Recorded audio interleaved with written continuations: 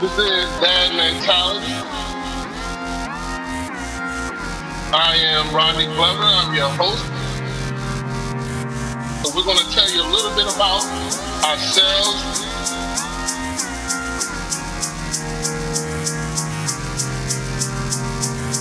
So that's all. You'll definitely learn more about us as this podcast goes on.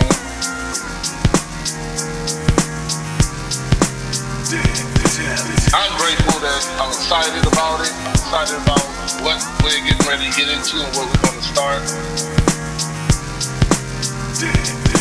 The thing is, I've been blessed with a lot of friends that all are great men and dads. But I found that we don't talk to each other enough. There is a difference between being a good man and being good at being a man. Cleo and me was about all these motorcycles, all these cars, everything I could think of, I wouldn't change a thing. Like some things you look at me like, wow, but honestly, man, I wouldn't change it. We experience and those things, ultimately make us who we are. That's what I believe. Like.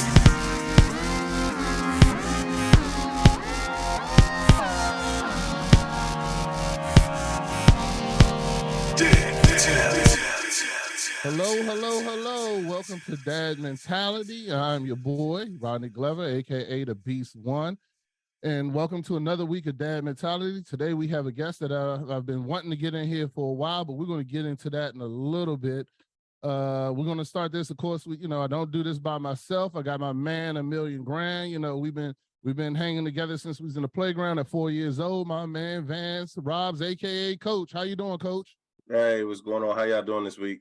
Man, doing good, brother. Another good week. So it's just me and Vance. We holding the fort down.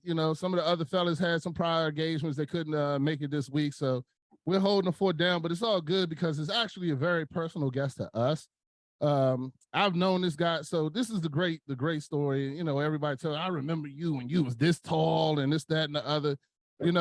I used to carry this guy upside down by his foot throughout the church.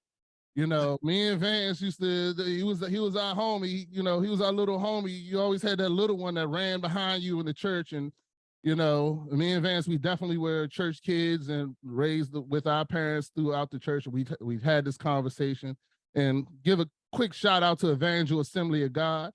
But this guy, I got to actually, I remember when he was that young and then he started growing, and I remember he went into the military and went into the Marines and served our country. And then I remember when he came back, I got to see him flourish from the time that he met his wife, became a husband, had their kids. He's also my role partner on marriage retreats. I'm gonna let you know that right now. Every marriage retreat, I stick to him like glue. You know what I'm saying? Even though I've had the 30 years, I stick to him because that positive vibe that he gives with his wife and his family. I'm proud to know this guy. His name is Eric Dorsey. How you doing, Eric Dorsey? Hey man, that was too much, man, for an introduction, man. But thank you though. I appreciate it. I'm doing good. Yeah. Appreciate it. So real quick, Vance, before we get into the Twitch mental health check, and I want to ask you a question. Would you have imagined that this little kid, that this little runt that was running around the church with us when we were young would grow up to be such a great and honorable man, a man of God, a man with his family, and just growing up to be what he is? I could imagine it. You know what I'm saying? I mean, me pretty much, Eric, I just got to apologize to you. Like, your dad was probably so hard on you because of me and Rodney. Like, as much drama as we gave your father when we were in the teenage years, we fully prepared him to handle you when you came up and going. I just wanted to let you know that. So I apologize in advance. I got stories. So man, I'm definitely proud of who you become, you know what I'm saying, and the man that you become, you know what I'm saying, the man of God, and you know what I'm saying, the husband, the father, everything, man, you know what I'm saying. It was expected, you know what I'm saying. Your father helped us out a lot as teenagers, you know what I'm saying, and I mean, he did a wonderful job with you, and I mean, you're just flourishing from that. Appreciate it, brother. Appreciate it, man. Yeah, no problem, no problem. But yeah, let me tell you, yeah, Vance at all the marriage retreats, I have to wait. I got to wait for Eric to ask this question so I can ask mine. Hey, I do the same thing. I'm waiting for Rodney. I'm waiting for the smoke. Yeah. Yeah, but anyway, but now we're gonna go ahead and get into our Twitch mental health check-in. I'm gonna go ahead and start off this week with my mental health check-in. I mean, this week, you know, last week was a very high score, everything because of Father's Day and everything like that. This week was pretty good. I'm just really excited to get to a vacation. I am really burnt out as far as my job is concerned. I'm ready to get the time off and just reset, relax, and release. And as every week gets closer, I'm getting happy and happier for that to happen. Jonathan did not run this week, so he already qualified for the next event. So I didn't feel like doing other events that I didn't have to do. I was like, you know what, I'm gonna take it easy this year and not run every event.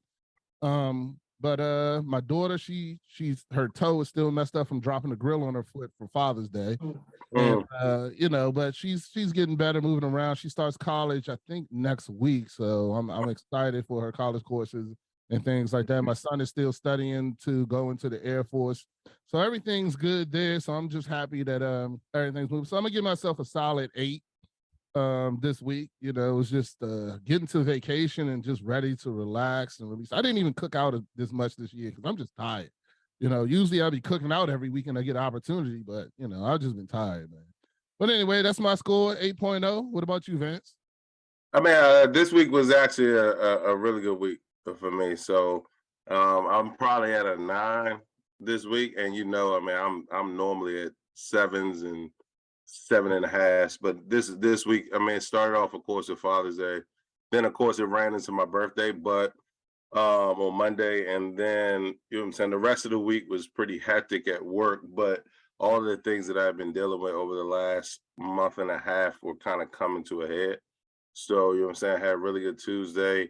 That actually we executed some things as a team at work that needed to be executed. Some of the things we have been working on were kind of turning the table, and they have turned the table. You know what I mean? I think people are starting to gain better understanding. So what I have been looking for actually came to fruition this week. So that's one of the reasons why I'm riding so high. You know what I mean? We were able to, I mean, work was extremely busy. I mean, we probably put in about 60 hours this week. So, but everything worked out fine. You know what I mean? Got a chance to relax over the weekend. Jump on the bike this morning. So I think I'm in a pretty good place right now mentally. Excellent. Glad to hear that. All right, Eric. So this your chance. We'll give you a mental health check-in. Tell us how your week has been from 0 to 10, and you know, give us a little something about how your week's going and everything you've done. All right. So I'm new to this, so if I mess it up or the order, just let me know. Oh, good. But I say early on, man, you know, like Monday, Tuesday, getting into the week, you know, it was probably been like 5 or a 6. You know, it was kind of low. Just because business has been stressful, you know, do renovation remodeling. So finishing up a couple jobs and then starting a couple jobs, man. So it was stressful, you know what I mean? But, you know, some things really came through, you know what I mean, by Friday. So, you know, it ended up, you know, turning around to be around a 9, you know what I mean, now, especially going through the weekend. So I'm got a chance to take care of some business even today, here talking with y'all. So, you know, I'm checked in. I'm doing good, man. I'm at like a 9 right now. Excellent. Well, that's good to hear, brother. That's Good stuff. Definitely. So, and you're gonna see those transitions, by the way, every single week. It might transition to a 9, but it might stay a 5, brother. Yeah. So you just got to keep talking through it. So the biggest thing that we definitely preach on the show is life is hills and valleys. And you know, when life gets up, you're up on that hill. You got to know there's always going to be a valley to come. And, you know, but then the great thing about nothing lasts forever. No matter whatever you're going through, it does not last forever. That's one of the things that, you know, I wish I had told my younger self a long time ago, that nothing lasts forever. It don't matter how bad things get, you know, eventually you can get through it and things will come back. So, you know, That's Yeah. mental health is always a big thing for us here on the show. So we definitely encourage you to talk to your friends and have mental health check-ins with your friends, Eric, and people that you know. Because it's Yeah. always good just to talk about it, man. It always helps. So Yeah. Yeah. so now we kind of want to get into the topic the topic this week, and we've talked about this topic previously on Dad Mentality. My wife went to Africa. She went to Senegal, Africa for 2 weeks on a missions trip. And when she came back, she gave us a short interview about how her week went, and things like that, and the time she spent in Africa. Once she talked about how beautiful it was there, but one of the things that she talked about there was the Taliban boys, and she said that she went to she met a gentleman who was running and helping with these kids that live on the streets between the ages of 5 and 15, that they're supposed to be there actually studying and learning there. But this gentleman said there's too many kids. There's so many kids that he can't even feed them every day. And there's so many kids that, he said, I'm lucky if I can feed them 3 times a week.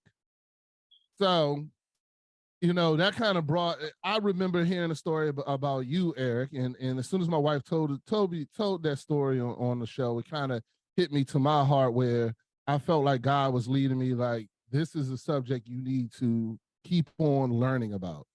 So I did. I kept on learning about it. I talked about it on previous episodes, just the things that I learned.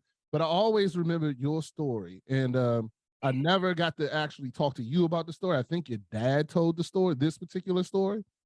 But I was like, you know what? I want to get Eric on the show before our season wraps up and just talk to him about his story, his trip when he went there, and what was the things that you experienced when you went there.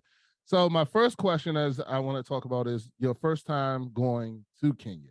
Now, I have talked to previously about the Elevate Church and what they do as missions in Kenya, about the girls' school that y'all run and help and go on missions to take care of. So, but I want to ask you, your first trip, your first time in Kenya. Why were you going? What did you experience? And what was the things that like impacted you on that trip? All right. So to start with the first question, why were you going? My father was a missionary at, the church that we grew up at Evangel. When they introduced the missions program or started to do missions work, he was part of the starting that, and, going over to Indonesia and all that. And, he went to several different countries in Africa and all over the place, but, he started going back to Kenya, to Kitale, specifically for years. So he was going on another missions trip. I think at this time, he was still, I want to say he was still with Evangel, or he may have started, the Elevate Church, but when the early days, in the living room days, Okay. yeah, but at that time, see, it's gonna get real early. At that time, I was elsewhere. I was living up in Maine, with maybe two veterans. One I was in with, and then another one, he was old, Desert Storm veteran. But we were growing weed up there, and I ended up, we were on like a 120-acre farm, deep down, last exit before you get to Canada, deep in the woods in Maine. And I had this little, little flip phone, that I make a call every once in a while. And my pops told me that they were going to Africa. And this after a while of not talking to him because I was up there. But I ended up leaving that whole, lifestyle, or not lifestyle, but like that whole thing, the whole situation, walked away from it clean and clear, and then ended up going to Africa. So I came straight back and then hopped on a flight, going to Africa, on the mission trip. And then that kind of, that helped age my life after that too. So that let me ask you this quick question, but so Yeah. you were in Maine, and were you tired of that life? And that was the reason why you left, or your dad just invited you and you was like, all right, cool, No. I'll try it out, and then just coherently decided to leave, or how did? Yeah, no. So I was up there. They didn't know I was up there for like the first 3 months. I was up there for 6 months altogether. First 3 months, I just, told them I was in North Carolina, which that's where my stuff was. I left North Carolina, went up to, up to Maine. And at first I was just supposed to be doing security, but it ended up, becoming a partner with it. Like I said, I knew one of the dudes and then come to know, the other guy. But after 5 months, man, 6 months of being up there in the middle of the woods, just us three, every maybe a week and a half, we go and get groceries or whatever, but cooler, well, little shower outside, no electricity, Wow. So I was, it was like that outlaw feel, you know what I mean? And like each time we go into town, I'd be, worried about Border Patrol or DEA or, you know what I mean? So this is back in the illegal days too, you know what I mean? Yeah, So yeah. like my sisters had given me this Bible I carried around all the time, and like I had it up there with me. So I was reading, I started to read the Bible because you get tired of playing spades and talk and talking to these dudes for every single day, every morning, all day, you know what I mean? Right. So I started kind of secluding myself, so I read the word, man, and I got back in touch with my family and told them where I was at. I started talking to them more, and he was telling me, they were going on a trip to Africa, and then I ended up, right before we cut everything down, you know what I'm saying? Right before we harvest everything, the plan was to sell everything in Miami and then come back up and do it again and buy a little bit more land or whatever. But I ended up leaving, clear. No, I didn't take a share from it. You know what I'm saying? And hopped on a flight, came back home, and like I just knew that God, I didn't have it all together after I left. That wasn't like the come to Jesus moment. I don't really believe too much in that, but like it was that, like, it was God telling me to get out of there, because they ended up getting caught later on, like maybe like a month and a half later, but at that time, just I knew that God was calling me to go to Africa and leave there, Yeah. Got it. Okay. So Yeah. when you got to that, now when you get to Africa, what was that experience like? My wife talked about how beautiful it was. Was it a new experience? Did you feel different in Africa than you do here? Yes, definitely. There is that sense of, because we're all African American, you know what I'm saying? So there is that sense of feeling at home, you know what I'm saying, without knowing that you're at home, not knowing, like, where on that soil is your, where you derive from, but like it's just like a missing piece of the puzzle. Like you made it back home to see what home was like, you know what I mean? Not necessarily that like you moved back, you know what I mean, but it was definitely, I love, different cultures, you know what I mean? I love touristy stuff too, but I loved like the streets, like the real, living, breathing people, you know what I mean? Cities moving, the motorcycles, the dirt, I love it, So it was that sense of freedom, being there. Yeah. Okay. Now, when you came there the first time, was this the time that y'all were building on the school? Was the school even existent then? Yeah, so my first time, the school was already existing. My father, when he was an evangel, when they first started going to Kenya, the first time he put the money into the school, to build. He met Brother Makona, 18 years ago or something like that. And, they had already built the school. So when I went over there, the school may have been like, 90 kids or 80 kids. Now it's like 500 kids, you know what I mean? But they've just been, building on. They're trying to bring power all the way down there, which is a task, So yeah, my first time I got to see the school, already running when I went. Okay. So, and what was your experience to make you? Now, the way I hear the story is that, you saw the school, and I don't know if it's this time or the first time. When did you feel like you had a purpose down there?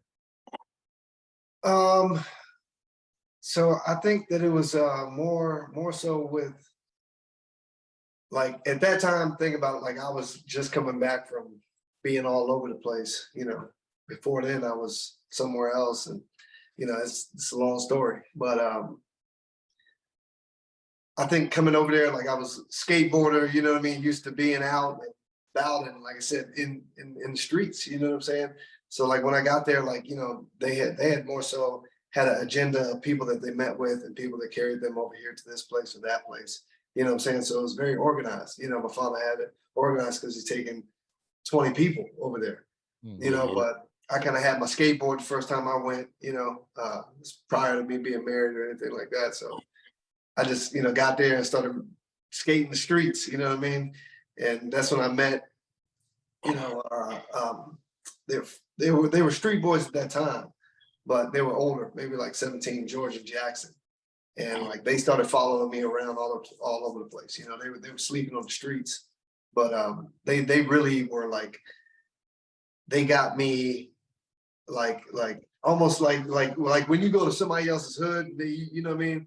It might be, the dude to know everybody. So he take you around and like, oh, that's this person, that person, you know what I mean?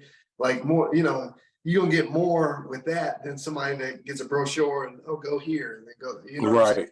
So, they kind of showed me the streets and like the street boys and, that whole the night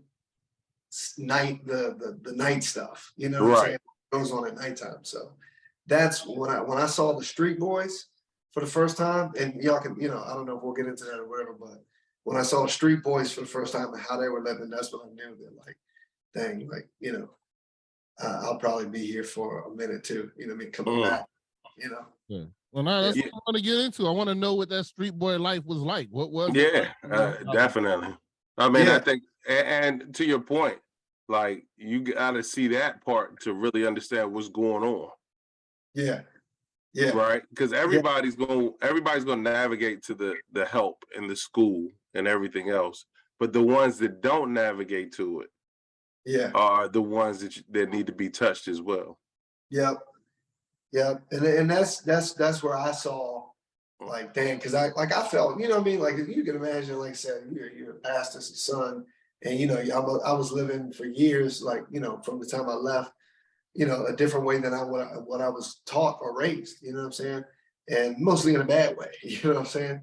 So coming straight from that into like, and not just like I'm coming from college, you know what I'm saying, and party. I'm talking about I'm coming from, you know what I mean? I'm out there, you know what I mean? Like I said, I didn't grow up in the streets and nothing like that, but like I engulfed myself into it after I left, you know what I mean? Well, so I want you to understand, you over here preaching to the choir, just to let you know. Like, you don't understand, like, you don't understand. Yeah, we've gone deep down there too. Like in spots that we had no business. We got brought up in that manner. Me and Vance had to separate when we were 17 because we realized we would kill each other. The way if we at some point. We stuck together, not kill each other like me and him would kill each other fighting. No, but like y'all gonna get into some stuff. Yeah, somebody's gonna get killed. Somebody's gonna get killed. Yeah, we had to realize. I mean, that's a deep conversation to have with your best friend, where you're like, yo, we gotta get our shit together. Like this, but we gotta separate, right? Because we're too dangerous together. Exactly. Yeah. Exactly. Yeah. So I had a boy like that too, but coming from that, you know what I'm saying, and then coming straight back to, it was kind of like, dang, what am I doing here? You know what I'm saying? Like I felt God telling me to leave this place. And at that time you have to think, still thinking in my mind of like, like, dang, I skipped out on, because to me back then, at first I was supposed to stay for 3 months, ended up being 6, but I'm thinking that I'm gonna make 10 grand lump sum at the end. And to me back then, I'm thinking, dang, that's bread, you know what I'm saying? Mm-hmm. And, so I'm still thinking about that, like, dang, I missed out on some bread. I'm here. I don't know why I'm here. And then when the street boys, when I hit the streets and seen them, like I said, it was nighttime. George and Jackson, during the daytime, they showed me around and they said, yo, at nighttime, they're waiting at the bottom of the hotel. They sent the dude up there, the baggage dude up there to get me. Came back down, they were like, yo, come on, like, come with us. So like I hit the streets with them, going out, seeing the alleyways, all that kind of stuff. And that's when you see, like, the prostitution going on. That's all open. They see the street boys, like they're usually hanging out or like trying to, getting into mischief or even just hanging out or whatever, running the streets up until it's time to go to bed, like midnight when the city dies down, but they were like in potato sacks, like almost like sleeping bags, he kept pulled up to this alleyway, right? We walked up, and it was real dark, and it's alleyway. And like I said, I mean, you know, in Africa, man, you know what I'm saying? All the brothers, you know what I'm saying, the young kids, you know, the skin is dark and it's dark outside. So like they're all in the potato sacks, you know, and I'm thinking it's just trash in the alleyway, you know, and he starts to kick the bags and I start to see them, you know what I'm saying, come up out of the cardboard box, kind of covering his blankets or, you know, potato sacks. And it's like 20, 30 kids, like kind of just bundled up, like all the way from like, man, Rodney, what's your youngest son's name? I mean, what's your youngest age? 8, 9. He just turned 9. So I mean, you can just imagine him like at you know 5 years old, like you know the young kids like 5 years old, literally. You know what I mean? Imagine him just in the streets, you know, Right. and got no place to go. And some of the kids, they do have a home, but maybe it's abusive at home, or some of them don't want to go to school, so they run away and go to the streets, or they just want to, you know what I mean? Like it's different over there, different laws and stuff like that, where like you do have over here to where they'll kind of protect you over it. But I mean, you can still get lost in the system, but over there, it's like, you know, ain't nobody coming to get them. You know what I'm saying? So that at that moment, I knew why, like, okay, I know why I'm here. You know what I mean? Like, I ain't got it all together, but God will use people that's got rough edges for this stuff right here, because everybody else in the hotel. Not meaning that they shouldn't be, because they should, you know what I'm saying? It's just that everybody may be looking at, man, why he going out at night? You know what I'm saying? But like whole time, God's got something that he wants me to see. You know what I mean? So yeah, hey man, that's impressive. So all right, so you meet these guys, you now hung out with them. Now you go back. What was the conversation with your father and the people what was that conversation? How did you approach them about what you saw? So we would do like debriefs at nighttime, and then like I started, because at nighttime, like I started going out later on at night and like going to get like little, like maybe for like $1.50 you get a bag of fries, and then for another $1 you get like a chicken breast.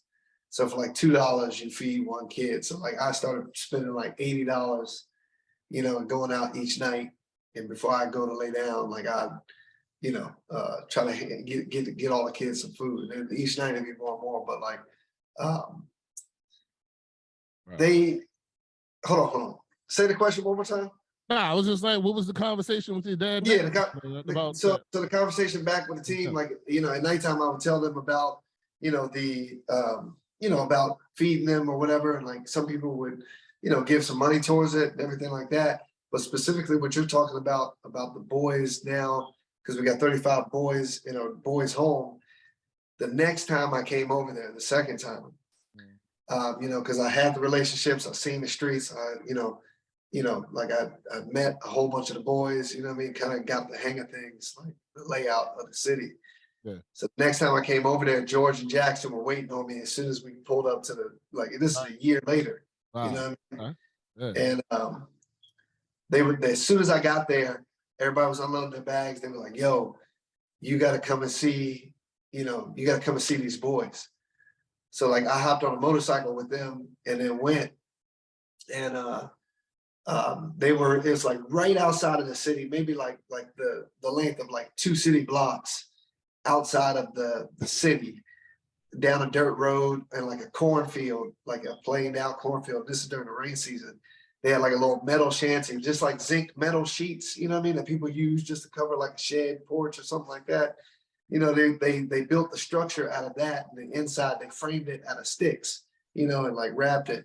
So they were like kind of squatting on this farmer's land, you know what I mean? And it was like maybe like 20 street boys, all the way from like 25 years old, maybe like 3 of them that's in between like 18 and 25. And then the rest of them were all young boys, like teenagers or young, you know what I mean, like 12, 10 years old, 5, bunch of young boys. But they were, some of them were sick with malaria, all that. And they were trying to pull themselves away from sleeping in the city and like trying to kind of self-sustain themselves, you know what I mean? But like, it was, you know what I'm saying? Like just mud ground. It was rainy. So like, you know what I mean? They had like the same thing, like cardboard boxes and blankets and stuff. And, you know what I mean? They were eating porridge once a meal, you know, 1 meal a day. So, you know, that's when, you know, I came back to the team and like took pictures and everything, and then like told my pops, I was like, man, you got to see this.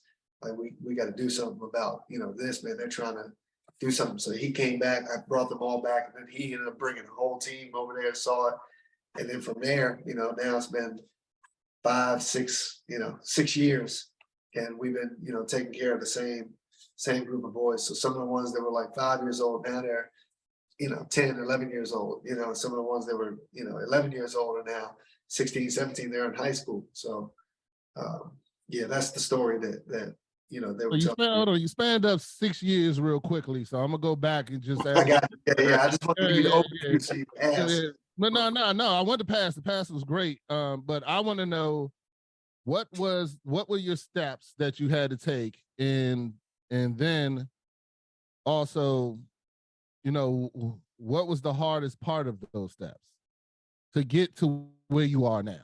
So now you went from seeing these kids out on this end of the city block, this group of kids. You have 2 that I'm assuming that you entrusted your trust with, which was Jackson, and you told me the other kids' name. You know. Yeah, George Jackson. Yeah. So what were the steps? So what did you have to do to get down and take care of, how many kids do you house now? It's 35 boys. You house 35 boys. Yep. And like I said, this is separate from the school. This has nothing to do. Church is also doing the school, but the church is also taking care of, you know, 35 boys, and they're called the Boys of Hope. They didn't want to be called Street Boys anymore, like as their nickname, you know. But you know, and is Jackson and George, they're part of that, or are they helping you guys lead that? So the last time I was there, I did see Jackson. Actually, it was the time before last I did see Jackson, but shortly after that, some of the older boys, you know, it's hard, man, because, you know, the young ones, man, you know, you can really kind of not reverse, but like you can shift their perspective, and they're still valuable. You know what I'm saying? Their minds, their hearts, and all that kind of stuff. But like when you grew up like that, and you grew up a street boy all your life, man, and you reach that age of like 20, 22, 23, 24, you know what I mean? It's hard. It's really hard, man. You know what I mean? It takes an act of God, literally, you know what I mean, to change that. You know what I mean? To break stuff. You know what I mean? Some of the shy, you know what I mean? Some of the stuff, man, you gotta be in the streets like that, man. Like over there, you gotta be shy. Not that you have to be, but man, these kids know survival. They know, you know what I'm saying? Like, I ain't got it, so I need it, so I gotta take it. You know what I'm saying? Okay, yeah, I'm with you. So my question then is so back to Rodney's, like the transition, was Jackson and George helping you with the transition in the beginning, or no? Yes, definitely. Okay. They were helping. George Jackson were helping with the transition. And there was another dude named Isaac, man. He was a good dude. He was the leader of the whole, you know, crew. Really, I mean, they would read the Bible at nighttime and stuff like that. But there was some street, like, you know what I mean, stuff, man, where like, you know, I mean, he was beating the kids. You know, the dude Isaac was, you know what I mean? And like sometimes, man, that's, you know, he was disciplined. So I wouldn't say that like, oh, it's all terrible. But like it was some stuff that was a little bit overboard, or, you know, there was when we had, what's that? I said it's a thin line. It's a thin line between discipline and abuse. And he still got street, and he still got credibility too, right? So he's using that. He hasn't, like you just said, it's ingrained in him. Yeah. They don't know. You don't know a different way to discipline. I mean, that's one of the things we talked about last week on our show is growing as fathers. We're not the same person we were at 20 that we are at 40, you know? Yeah. And even as 30, and you grow and you learn this, you know, when I first had my son, I thought this spanking was a necessary evil. It was something I had to do. Now I realize it's not. You know what I'm saying? I have other things in my repertoire besides whooping your ass now. Now I can say I think I do other shit. I take the door off their room. Yeah. You got to work for privacy. You know, you want to change in the bathroom now. You know, you take that way. You appreciate everything you got. Just something as simple as that. You know, but I mean, just going back to that in Vance's question. So I have another question, and my question to you is: how bad is the drugs an issue in these? So I was just getting ready to get into that too.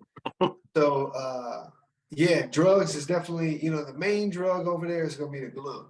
It's almost like the shoe glue, you know what I mean? That you'll find like a person that works on shoes or whatever, how they glue the soles down is that I don't even know what it's based, you know what I mean, what it is, but I mean it's strong, you know what I'm saying? Mm-hmm. They'll get like a little bottle of glue, or they'll go and for like pennies, they can get like a little dab of glue into the bottle, and they'll keep that in a bag, you know what I'm saying? And you'll see them either walking around with the bag and keeping it here, or they'll get the bottle in between, like in a jacket, and then they'll come down and, you know what I mean? Or they'll just, you know what I'm saying, just be open with it. Keep the bottle in their mouth, or, you know what I'm saying, in their hand.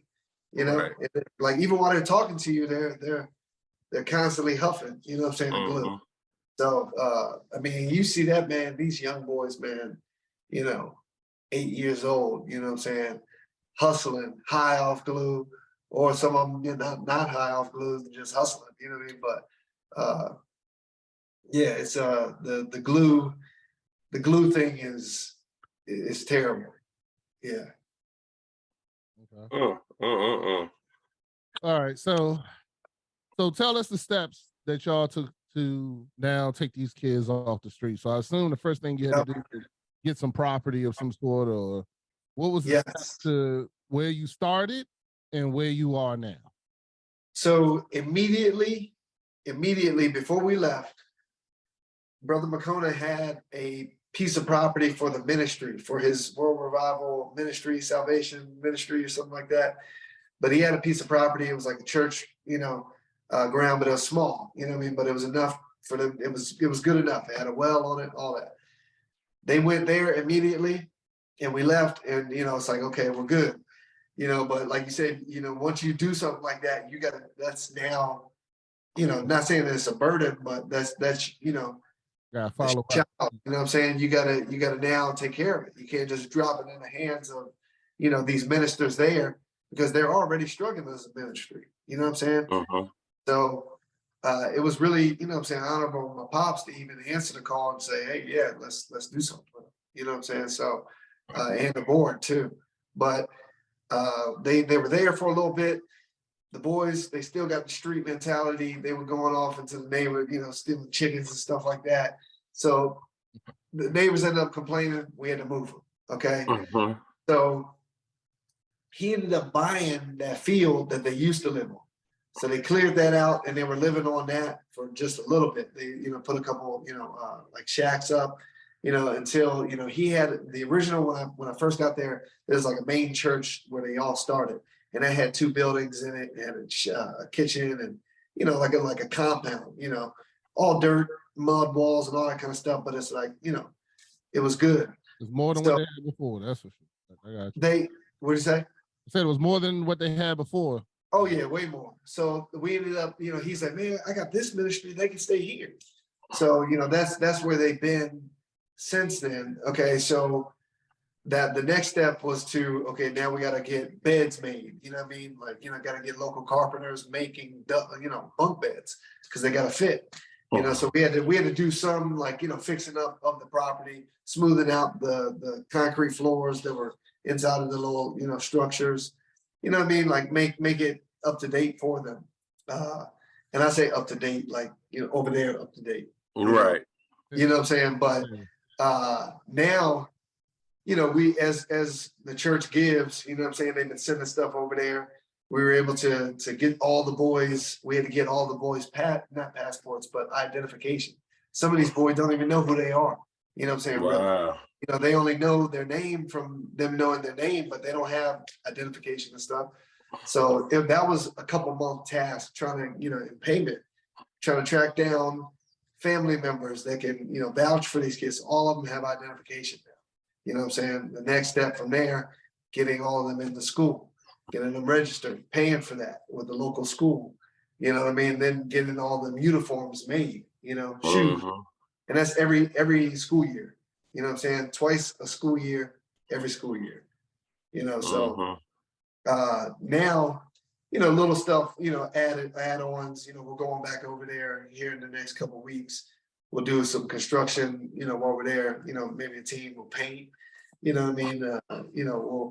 If we need to replace mattresses, we'll do that while we're over there too. So yeah, it's you know, little stuff, man. You go over there now, they got like where they eat their eating quarters. You know, they cook for themselves too. You know, that's another thing. They're taught how to cook, so they cook for themselves every night, big meal, however much they want to eat. And then they got like a little eating area, and they can watch. You know, they got a DVD player, so they can watch movies. You know what I'm saying? Like I said, like, you know, it's normal people that got a home that ain't living life like how they're living. You know what I'm saying? You know, so they're definitely, you know, they're blessed, man. They're in a good place. That's great. Hey, so you started off 6 years ago, just going out there.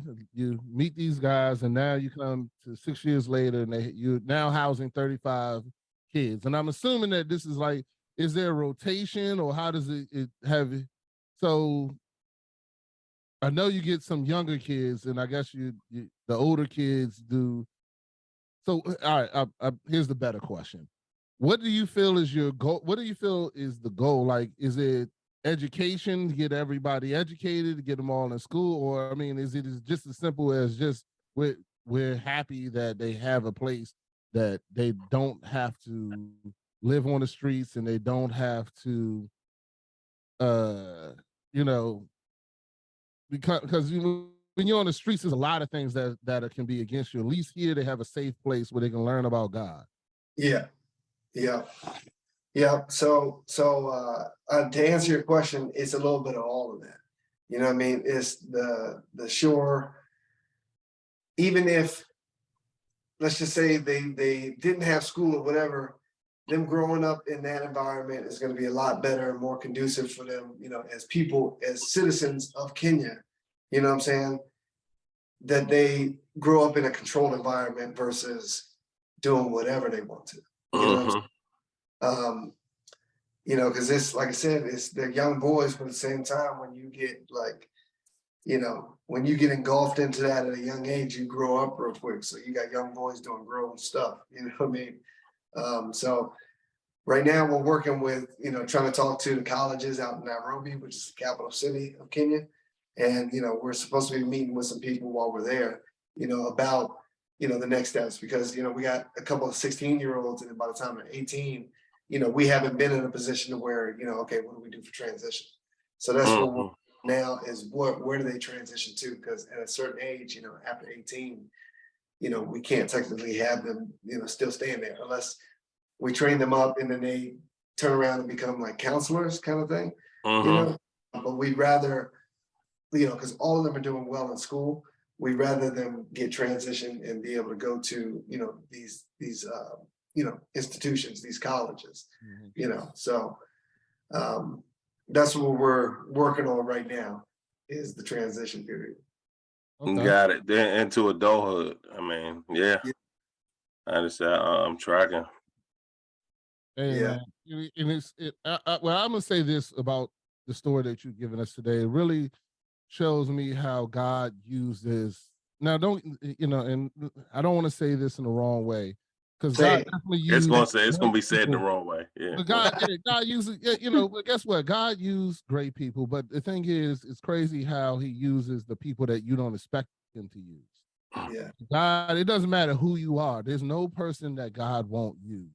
So don't underestimate anybody else when they tell you they're on their journey.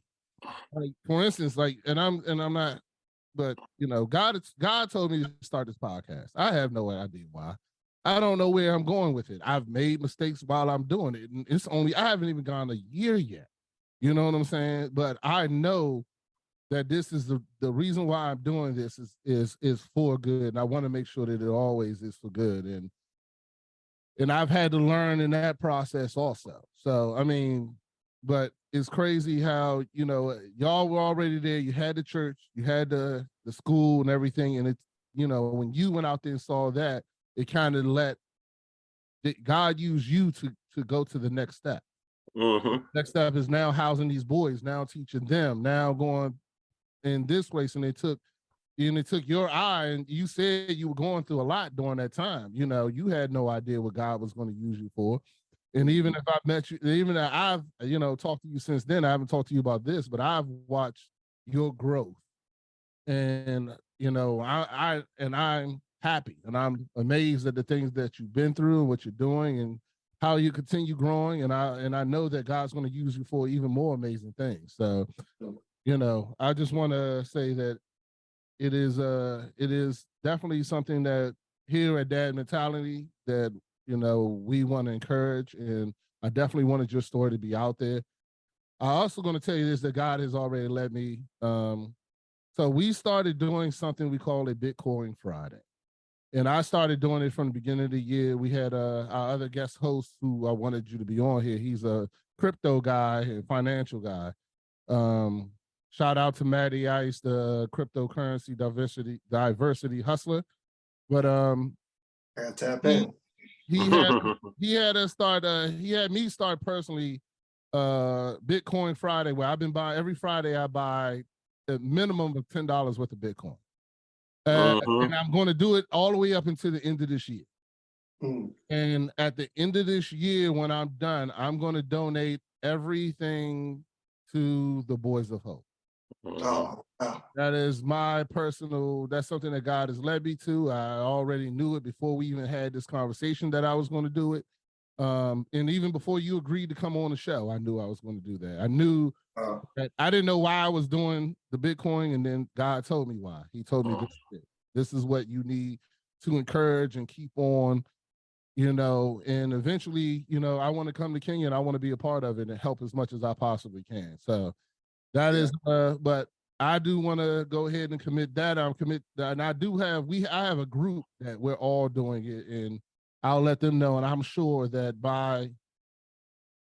my contribute will not be the only contribute because of the show. yeah. So that's all I got. That's what I got to say about that. I'm gonna go ahead and in this part of the interview, and we're gonna go into some of our other topics. But I mean, that is a great story, Eric. Yes, it was. I hope you tell that story as much as possible to anybody you can. I mean, it is something that definitely needs to be shared, and it's I appreciate you, brother. It's something, like I said, ever since my wife talked about the Taliban boys when she came back from Senegal, it was something that has been on my heart. And, I'm willing to help and do whatever I can, even further than this, to keep spreading the word. So. Yes, sir. Hey, I appreciate you guys, man. Thank y'all so much for having me. Thank you for the contribution too, man. Like, like I said, anything helps, what I'm saying, going towards, the boys, man. Just, a little bit goes so far over there. You know what I mean? You'd be surprised. So if somebody hears the story today and they want to donate from whatever, is there a boys? Yes, I will go to elevatechurchva.org. Okay. And then go to donations, and then under donations, there should be a drop down tab for, missions. And then underneath the sub tab for, it'll say Katali Street Boys or Boys of Hope. So that's how you can give. I just want to put that out there to anybody that wants to give. But yeah, thank y'all so much, man. I appreciate it. Yeah, don't hang up though, because the tough part of this podcast is about to start. Because if you say something whack about this shit, I appreciate it. Yeah, don't try to run. Don't try to run. I ain't running. All right, there we go. But yeah, and I'll make sure I mention it. I'm gonna try to mention it every week to tell people to donate. I mean, I feel like that's the organization that here at Dad Mentality we should definitely be a part of and help and support. So now we're going into our topics. All right. So our side topics. And this week, I got a quick question, but I do want to ask you a different question real quick. That one you're not ready for, so be ready. So I got a question. You're on an island, right? Oh, Lord have mercy. You're on an island. You're only allowed to bring 3 albums with you on this island. You're on the island by yourself. By yourself. There's no girlfriend. Don't be bringing no love songs. None of that. You're on this island. You only got 3 songs to bring with you. 3 albums to bring with you. What? And they could be love albums, but you That's just up better to be you. careful which ones they are. Yeah. Yeah, you only got 3 out, but you're a young guy because you might say something that we won't ever listen to. Well, he ain't that You young. know, We should be able to figure it out. he might be young enough. He might say, you know, I don't know. He might be like Lil Nas X or something. I have no idea. No. I ain't saying that. I ain't that young. Yeah, all right, but yeah. Yeah. So you only got So, 3 hey, albums. What albums? Hey, so can it be like you know how they got an album that's like the essential album? You know what I mean? It's got all the essential songs by that album. No, It's got to be real album. nah, real album. No collab, best of. No best of, yeah. collaborations, yeah. No best ofs. Nah. Okay. That's cheating. All right. And we will criticize, just to let you know. I gotta say, I'll say number one would be probably Nas. It was written. Okay. Okay. All right. Yeah, Okay, yeah, man. okay, you went- Of course, went in on Rodney number gonna vouch one. for you on that one. Yeah, Yeah. You gave me Power is my number 1 song. Mhm. You said what? You gave me Power. Oh yeah. You like me now? I go. Mhm. Yes, sir. Yes, sir. Crowds making every ghetto file. Yeah, don't worry. So it's gonna be that for me, that Nas album for me. Oh man, it's probably gonna be all hip hop, honestly. That's fine. That's fine. Okay, all right. You So on it's an gonna be island? You need something to help you get off this island. yeah, exactly. So it's gonna be that. It's gonna be Gangstar, Mass Appeal. All right. Okay. All right. I think that was 2 for 2. Hey, they always go 2 for 2, Roddy. It's Yeah, always the third- third one that third they one mess always up. mess up. Third one, somebody say like Britney Spears or something like that. It's like, Yeah. Hey, we've had Waiting to Exhale. All types of stuff. What was another horrible one? Oh man. The military doctor, I forgot what he said. I didn't even know what the album foreign he said. exchange. The Foreign exchange. That's what it Foreign- was. What? Yeah. oh, foreign exchange, like the little like kind of house music joint. All I know, the whole album was depressed. He was depressed about losing his girlfriend. the whole Yeah, time. that's what it was That's about. all I know. I can't. Yeah, but you know, the doctor got a excuse. So actually, I gotta like it's because if I'm on an island, I need something chill too. So I got my rap albums, right? Yeah, And then I'd probably choose. Dang man, I gotta get like I'll probably do a Bob Marley album. You know what I mean? Just because I'm on an island. yeah, Oh, You yeah. know? I'll probably do Okay. Exodus. You know? All right. All right. I'm I with respect you. that. I'm a Okay. little disappointed because my third album was Linkin Park. And I Oh, thought that man, as a yeah. skateboarder, you would have had Yeah. Linkin Park Yeah, somewhere you in know that what? mix. I forgot about that too. The hybrid theory, you know what I'm saying? Reanimation, man. Meteor. I know them all, man. I was a Linkin Park head, man. Linkin Right. Park was great, man. I love Linkin Park. Ever since I still remember they played Linkin Park played with Wu-Tang Clan in 1998. I was there Mhm. at Boo. Mhm. Yeah, that giant was crazy. That giant was lit. It was fire. Mhm. But anyway, That was that song In the End. Remember that was like the Yeah. biggest song in Mhm. 1999. Yep. that giant was fire. So I always give respect to Linkin Park. After Vance mentioned them, I listened to that album like that whole week. Oh Lord. Yeah. It's all good. All right, well, you passed that test, so we can Yeah, go. he did. Yeah, we can't. I can't clown. I won't be able to clown you at church next week. So, All right. all right. But next is, what is your favorite childhood sitcom? We talking between the ages of 8 and 13, and who was your first television child crush? I'm gonna go first. I'm gonna give you some time to think. I'm gonna go ahead and go first.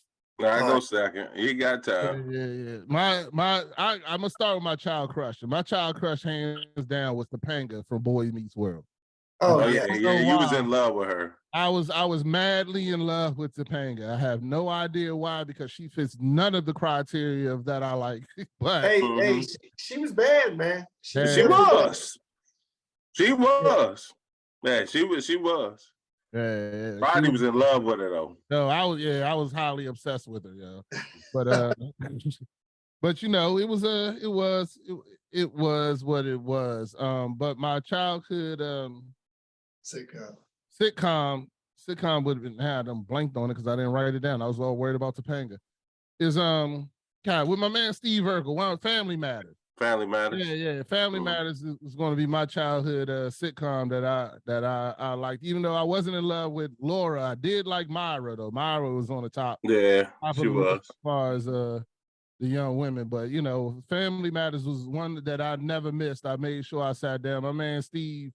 I was a fan of Steve Irwin. I even liked Stefan better when he came out after that. I was like, yeah. Now Steve get his due diligence. So that's mine. What about you, Vance? My sitcom was for me was Different World, and Whitley was my childhood crush. Whitley. Okay. Yeah, buddy. Whitney Houston? Whitley. No, No, Whitley. Whitley on A Different A World. different world. Oh, Whitley. Yeah. Yeah, on A Different World. She was my childhood crush. I mean, I did have Fresh Prince of Bel-Air, but I was like 14, and Tatiana Ali was my crush for that. Tatiana wasn't that bad. Yeah. And then, but I was 14, so it is what it is. And Sister Act 2, though, Lauryn Hill and Sister Act 2, I was in love. Hey, I thought he was with gonna say Lauryn Whoopi. Hill. I thought he was gonna say Whoopi Goldberg. Hey. Yeah. Okay, I get it. I respect all them. But have you ever heard an interview with the girl that played Whitney? What's her real name? Jasmine Guy? Jasmine Guy. Have you ever heard an interview with her? I have like a long time ago, but I can't. She hood for real, son. I know. She ain't playing no games. She that gangster. about it youngin. She I couldn't believe her and Whitney's personality are total different, son. She is thorough for real. She don't play none of those games, son. None of them. Yep. So I was surprised by that when I actually saw her interviews in real life. That she said that she actually played the character of a person she hated. Like that Whitney was somebody she hated. You know what I'm saying? She was the complete opposite of that person. And she killed it because forever I thought that was her. But all right, come on, Eric. It's you now. Let's go. All right, for me, favorite childhood sitcom, right? Yep. So you already said I was gonna say Family Matters because that was like the first one that I could remember, you know what I'm saying, like actively watching all the time, you know what I mean, like as a family. But you know, I'll push it past that. Honestly, man, I was a big Looney Tune head. You know, so like Tom and Jerry, you know what I'm saying? Tom and He's Jerry. a cartoon person. Yeah. I'm a cartoon, big person too. No sitcom, nothing. Not even. All right. Well, who's your childhood crush though? So childhood crush is definitely gonna be Angelina Jolie. Really? Yeah. Tomb Raider. Oh, okay. I had the Tomb Raider poster, man, on my door. I mean, I'm still looking for that poster. I think my wife made me throw it away. She wouldn't let me move it. Yeah, man. Angelina, that's not a bad crush. I give you that one. Yeah. Angelina Jolie. I ain't thinking about that. Nah, Tomb Raider. Angelina. I don't think Angelina. You know, even movies. I'm trying to think who was like my movie crush. I don't know. Y'all really want to do something funny? Hold on. Actually, hold on. That's a movie. So I can't. I got to do sitcom crush. Right? Yes, you do. Yeah. Okay. Yeah. So it can't be that. Okay. All right. Scratch that. All right. Let's go back.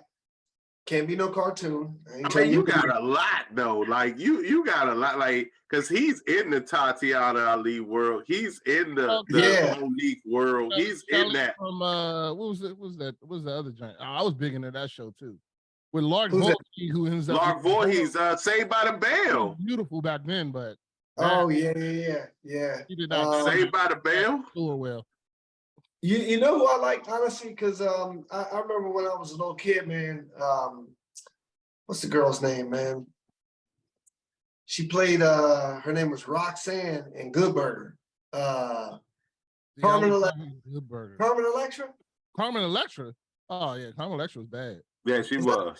Yes, Carmen Electra. Yeah, she was. Yeah. See, I never even watched Good Burger. I mean, that's take my black card if you want to. I never watched Good Burger. So she used to be on like what Baywatch and all that back in the day. She was on Baywatch. Yeah, she was big on MTV yeah, she was. honestly, Baywatch was one of them ones where like my parents would let me watch, you know what I mean? But like, you know what I mean? You know, I was like, man, you know, I can't wait till Baywatch comes. Right. Pamela Right. Anderson, Carmen Electra, you know what I'm saying? Yeah. Mhm. Yeah. All right, whatever that is. Yeah, That's why hey, you look, like hey, surfing, look. huh? You better not have no poster. Your wife will get rid of that poster too. Now. All my posters gone, man. Yeah, Yes, so, indeed. all right, so next topic in light of the, you know, the billionaires getting in the submarine and doing a dangerous adventure for 250,000, which ended up getting them killed. I just wanted to, well, not killed, but you know, dying tragically. I just wanted to bring out what is your like number one activity that is dangerous that is on your bucket list that you still want to do or that you've already done. Okay. Eric, you want to go first on this one, or you want us to go first? I mean, I'll go first. Mine's gonna be quick. For the activity that I really want to do that I know is dangerous, that you know, that I really do want to get into is gonna be the wingsuit. The wingsuit flying thing. Okay. Have you seen the new Point Break? Yeah. Oh man, listen, I bought that movie as soon as it came out, man. Man, I was a fan of the Keanu Reeves joint. You know what I mean? Yeah. Keanu Reeves joint is still my favorite. The second Him one and, was dope though. what's his name? Okay. Yeah. So the wingsuit, it definitely, I haven't done it before. I want to get into it. You got to do like, you know, probably 100 jumps. I think, you know, you got to be like expert in skydiving. So I do want to do that one day. Let's see. And then something that I'm into now, or the most dangerous thing that I've done. You've never done, yeah, so far already. That's a hobby, right? Nah, you just did it. You can be a one time, like you did it. Was like, oh nah, I'm not doing that no more. It can be the same thing as that. You wanted to do it. Yeah, my first deployment to Afghanistan in the Marine Corps. That's the most dangerous thing that I've done and probably ever will. You chose and paid to do, not you were paid. Oh, okay. Chose and paid to do. It'd be between going up to I mean, like probably the cliff jumping, you know what I mean, and waterfall jumping and all that kind of stuff.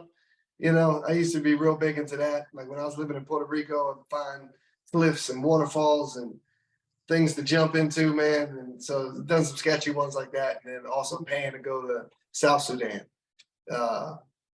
Go that whole journey up there is sketchy. South Sudan. What'd you do in South? You paid to go to South Sudan, and what was the reason for going and paying?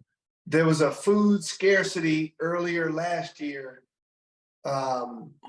And me and one other dude ended up going, we flew into Kenya, stayed in Kitale for a little bit, and then drove up north, you know, to the border, and then picked up security, you know, like armed, you know, militant dudes, and then drove food up there that we bought in Kenya, you know, so bringing up like a big truckload, probably like 12,000 pounds of food. Wow. So hold on. So you chose. Like, did somebody ask you to do that, or how does one get into that trip?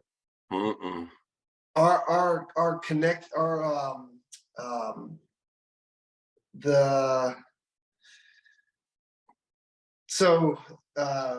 Connect, Brother Makota, that's over there, right? So the church asked you to do this. It wasn't the church that asked me to do it, but it was a connection that we had in Africa. They asked me to do it.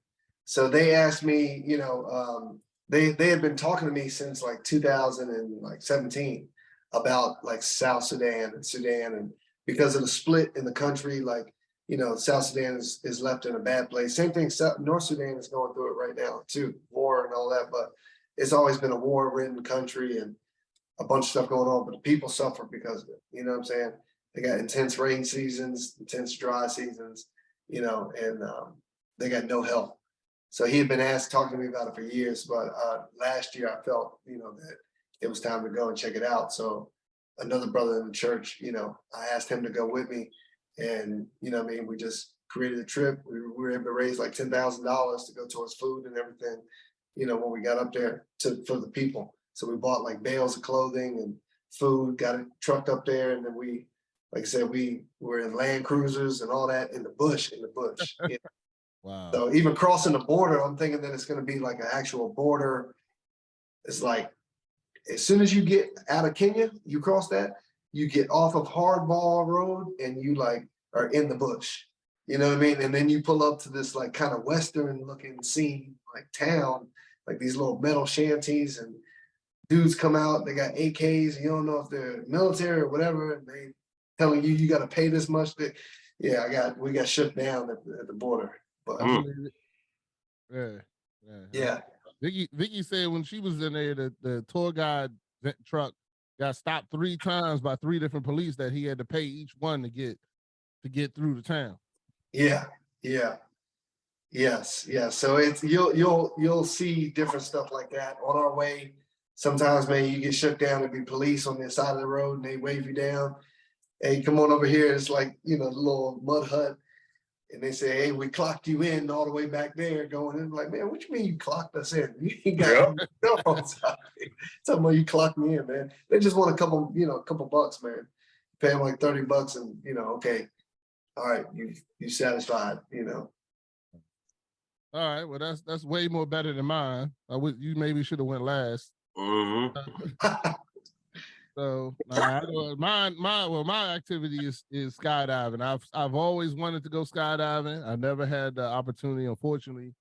Now they say it's too dangerous for me to skydive because they only let you do the tandem joint, and I weigh too much for some little dude to put me on his back and to jump with me. So I always told him, I was like, I want to learn how to jump myself, and it was like, nah. Everybody keeps on telling me no, so I'm still trying to skydive, but I was able to bungee jump when I was younger. When I was younger, I bungee jumped off of a bridge in Hawaii when I was in Hawaii with my brother. And that was one of the great things that I got to do that I enjoyed. I was always into thrills, I always did that bungee type stuff. Well, even when we went to Kings Dominion, I think one of our dates, I took my wife up there to do that dumb one where they put you up on a crane and drop you down. Drop you. Yeah, but when I was in Hawaii, I got to do the bridge. That was beautiful. But I've always wanted to skydive. I still want to skydive. And anybody can find me a skydive school that would take a almost 300-pound man and let him jump out on his own because he wants to do it. I'd be more than happy to do it. So, But they keep on telling me, I even went at one point in time, I was trying to lose weight for my wife's birthday because we was going to do skydiving together. And I lost a ton of weight and still they was like, nah, I can't do it. So I was like, man. So, yeah, because apparently the way it is, the instructor has to be able to like deadlift your weight if I pass out while we're jumping. But I'm like, look, I want to do this. I'm not going to pass out. I'm all in the thrills. Like, right. Let me do it, but they won't let me do it. And then I even told them I wanted to do the class. Like, give me the class where I can jump on my own. They still was like, nah, insurance, like your first jump, it has to be tandem or something according to what they told me. So anyway. You got anybody who will teach me how to skydive and we can go skydiving, I'm down to do it. But for the course. So that's my bucket list one time thing I want to do that I put down. It ain't going through the Sudan taking food. Right. Yeah. Yeah, I mean, the skydiving was on the top of my list too. That's definitely something I would be interested in. The other thing that I would want to do, I want to snowboard down a mountain. I ain't even gonna lie to you. Like, yeah. From the top of the mountain all the way down. And I know I could accomplish that. So there's a couple ways Vance ain't gonna die. Vance ain't gonna get attacked by no great white shark. You know what I mean? I ain't gonna get attacked by no anacondas or hiking through no jungle or nothing like that. You know what I mean? And a bear, although the likelihood that I get attacked by a bear, that's slim to none too. So, I mean, I never say never, but you know what I mean? Snowboarding and skydiving are probably the two. Everything on ground, I mean, riding between me and you, we've done. You know what I mean? Motorcycles, cars, all of that stuff. I mean, we've done.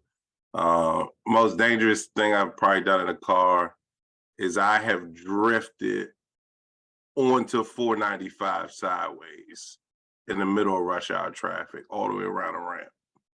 So that's probably the most dangerous. I actually was sideways in the slow lane going around the ramp as people was merging and driving on 495. Well, then I take that back because bungee jumping was not the most dangerous. Definitely the most dangerous. I know bungee jumping wasn't the most dangerous thing you've done. You know what I mean? Because you've hit over 160, 170 on a motorcycle. Yeah, racing from who's racing from the bridge up in 301 to Lanham. Which one are you talking about from? You talking about from 50? Down 50? No, we went there. Nah, I'm talking about 50 was included. But we raced from the 301 bridge. No, 301 bridge in the Plata. Okay. We raced from there to like Lanham, and it was no hole. It was like what's that, cannonball run style? Like, yo, that jump was nuts. But you've done the race from New York Ave. Yeah, I've done that. But that's a straight that shit is hard. Nah, we talking about we talk about Eric? Yeah. On Hey, and now that y'all said that, now I might have to change mine up too. We talking about ridiculous stuff. Yeah. I saw a dude get hit a truck on 50 and his whole bike and everything disappeared. They didn't have nothing to bury. They buried dust. Yeah. Yeah, that John was crazy. But yeah. Go ahead. You got one? Go ahead. We'll listen to one more story before we end the show. No, I forgot about that motorcycle too.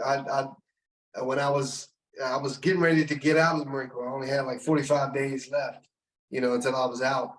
And I had bought a bike on my way back from Afghanistan the second time. I bought a bike off of eBay. You know what I'm saying? Had a Gixxer, it was like a Gixxer 750 or Gixxer 600.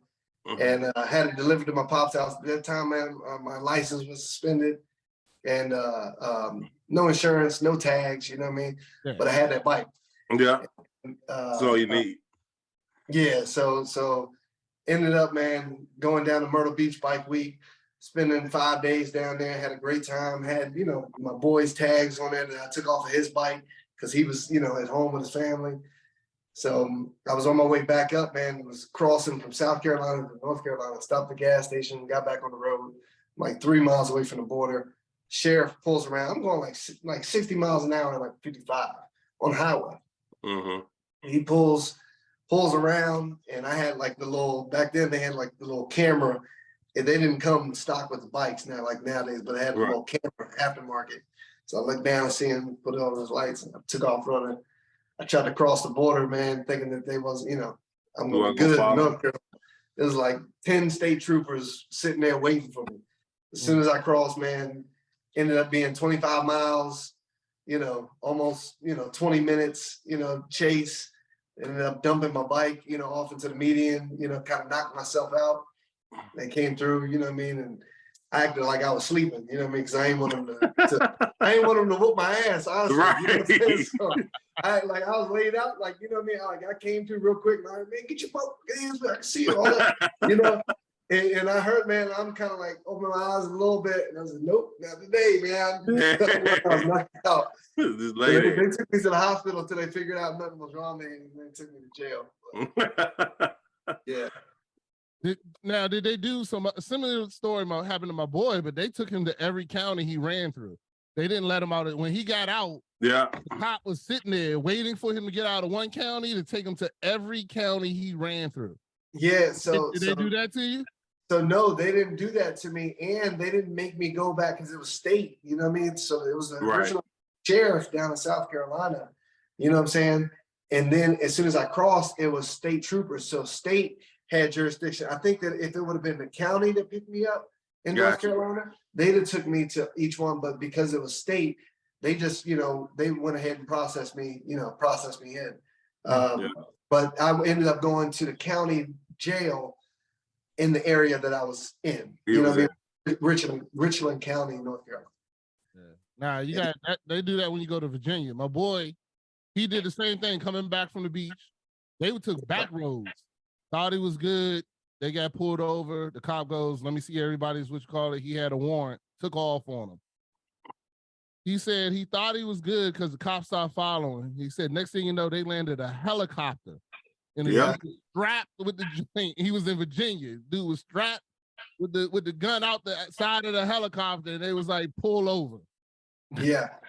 And they pulled him over. They charged him $10,000 for the helicopter. And then Woo. the cop came and took him to every county he ran through before he took him 2 weeks to get out of jail. Mm. Good gracious. Yeah. Yeah. The time he got bail, he got out. The cop was standing there and arrested him and took him to the next county. Yeah. So anyway, See, they took it easy maybe on me because I was military. Carolina, Because I too. was getting ready to get out. Yeah, You know he was what I military. That's why they let military help you out too. Yep. that helped But you they out. a they lot. tried, they didn't charge me, but they tried to charge me for the felony, evading and looting. And then they did give me every single ticket in the book. You know what I mean? Illegal lane change times like 3. You know, they clocked me in at 168. You know what I'm saying? So they gave me that, you know, reckless endangerment. They gave me, like 10 tickets, you know what I'm saying? The felony, evading and eluding. But I ended up getting it, you know, they dropped it down. I came back to court after I got out the military because the military hit me up too. They took my pay, they took my rank. They made me stay in my barracks room for the last 45 days, checking. Yeah, they got me good. All right, well, good thing is now you're at a better place, my brother. Yeah. Yes, sir. Lessons learned. We all are. We all learn lessons, man. We all did all kinds of craziness back in the day. But hey, man, thank you, Eric, for joining us here at Dad Mentality. I want to definitely thank you for this conversation and just joining us and having a good time, Vance.